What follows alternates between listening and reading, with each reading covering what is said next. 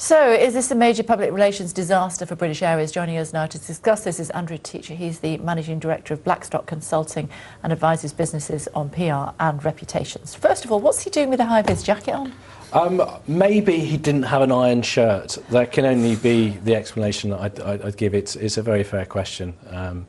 In an office? In an office. Well, I mean, you guys were saying over the weekend how he wasn't visible. Perhaps he took that to heart.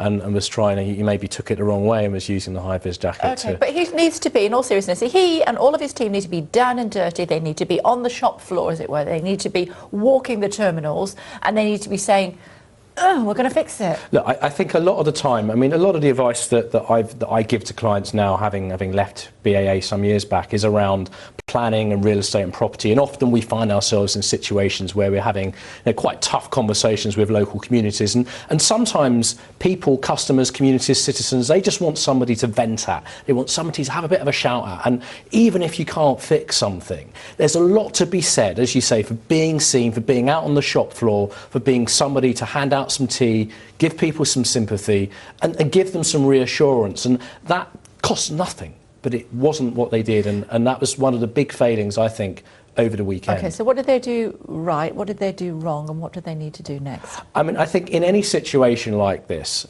companies need to be decisive. They've got to take decisive action, and the first mistake that British Airways made was coming out with a slightly indecisive statement which said, oh, there might be flights after 6 o'clock, because that was perhaps what they thought at the time, and what that means is that people then aren't sure, should we go to the airport, should we not go? That means more people go. Should we leave the airport, should we stay? Exactly, so there was no decisiveness.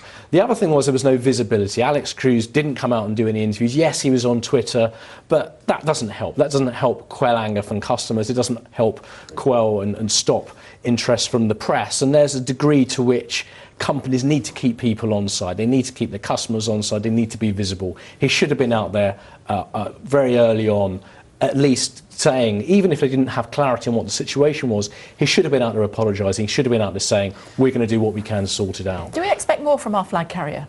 Are they under extra pressure because they are?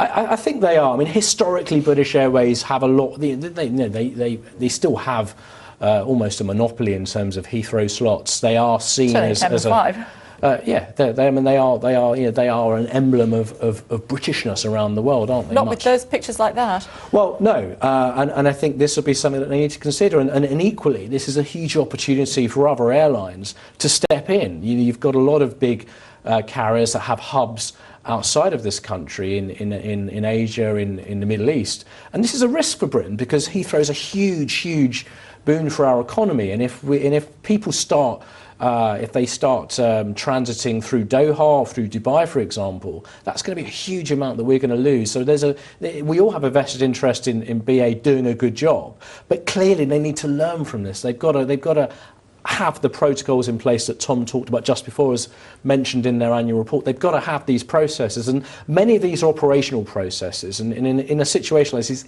it's easy to blame the PR people and say, oh, the comms people have messed up, but actually these are about operational processes that get things right around having a separate system, for example, where they could have had a separate server that would have enabled them to text, send emails to customers, even it's just to say, look, we don't know what's going on, don't come to the airport, keep watching Sky News, keep watching the website. They didn't even do that. They could have had that set up. That would have... Sorry to interrupt, I was just going to say, is this as damaging for British Airways as what we saw with the doctor being dragged off the aircraft with United?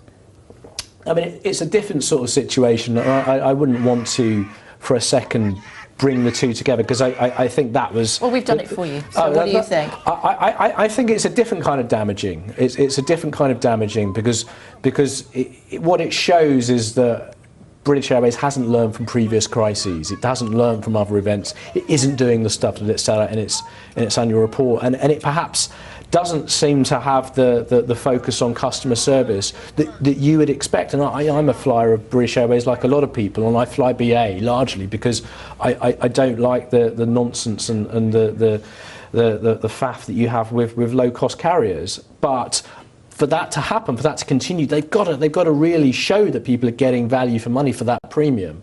And I think that's what's in danger now, because people are going to look at this mess and they go, actually, look, I'm not getting free food and drinks anymore. I've not got the extra legroom I got. And now I have no confidence that the IT system's going to work. They need to address this stuff. And I think now it's about really engaging with customers, thinking about how they can drive their reputation back up a few notches and deal with some of the issues that they've created through this whole weekend. And the fact that we're still talking about this now on Tuesday, this started on Saturday, is in itself a bit of a challenge. And final thought, presumably they could go quite a long way to helping sort that out or smooth the way if they start paying compensation. Yeah, I mean, they need to do the decent thing, and I think in any situation like this, our clients, whether they're infrastructure businesses, consumer brands, property businesses, it's about doing the right thing by your customers, taking the long view of where your customer loyalty is at. And BA has a lot of loyal customers, and this is going to be some short-term pain for the company in doing the right thing, but if they do that, then there's a chance they may be able to bring people back on board and repair some of the, quite literally back on board and repair some of the reputation damage. Okay, it's good to talk to you. Thank you very much indeed. Thanks a lot. What about your experiences over the weekend with British Airways? Did they do anything right as far as you were concerned if you were actually on board one of their aircraft, or even worse, stuck in one of the very busy terminals? Let us know your experience. You can tweet me directly if you would like to, at Kay Burley.